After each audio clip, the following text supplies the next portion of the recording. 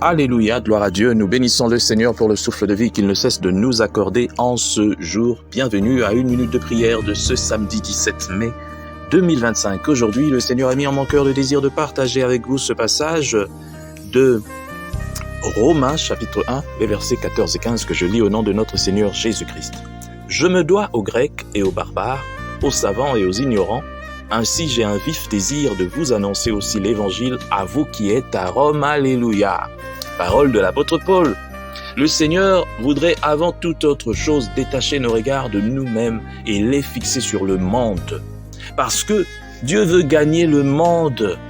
Nous avons tous besoin d'être délivrés de l'habitude de nous concentrer sur nos propres préoccupations, nos propres difficultés et même pour certains d'entre nous, d'être délivrés de nos recherches de bénédiction.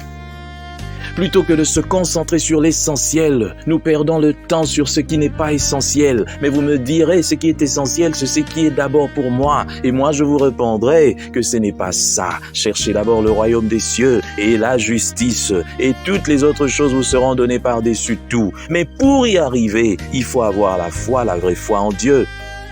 S'occuper des choses de Dieu, c'est s'occuper d'abord du monde, du salut du grand nombre. Mais aujourd'hui, qui s'en occupe encore ?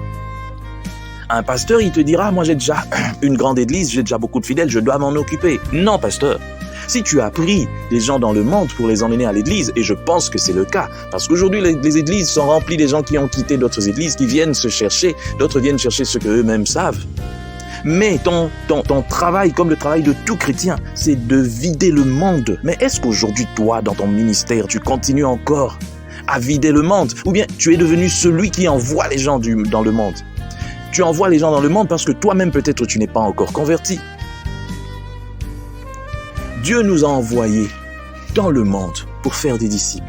Parce que le monde est en train de souffrir. Si le monde aujourd'hui connaît beaucoup de problèmes, je regarde ça dans notre pays, la République démocratique du Congo. Je vois beaucoup de gens qui se font appeler chrétiens, mais qui sont dans les grandes institutions du pays, mais qui se comportent comme tout, sauf des chrétiens. Je vois même dans des familles, même dans des écoles, partout, à tous les niveaux, même dans les quartiers. Ce sont ceux qui se disent chrétiens, qui s'affichent comme chrétiens, qui sont le contraire de ce qu'ils devaient être. Tu te fais appeler chrétien, mais lorsqu'on te voit, c'est vraiment le contraire. Voilà pourquoi je ne le dis pas pour vous décourager. Mais il y a quelque temps, j'étais dans une église, je voulais intégrer cette église. J'aime bien le pasteur de cette église, j'ai beaucoup d'affection pour cette personne. Une personne au grand cœur, que j'aime tant et que Dieu bénisse cette personne. Mais lorsque je vois dans cette église, comment est-ce que les gens se comportent? Les gens qui prêchent le dimanche, qui se mettent devant les gens pour prêcher, qui dans les séminaires et puis tout ça. Mais ce sont les mêmes personnes quand tu les regardes.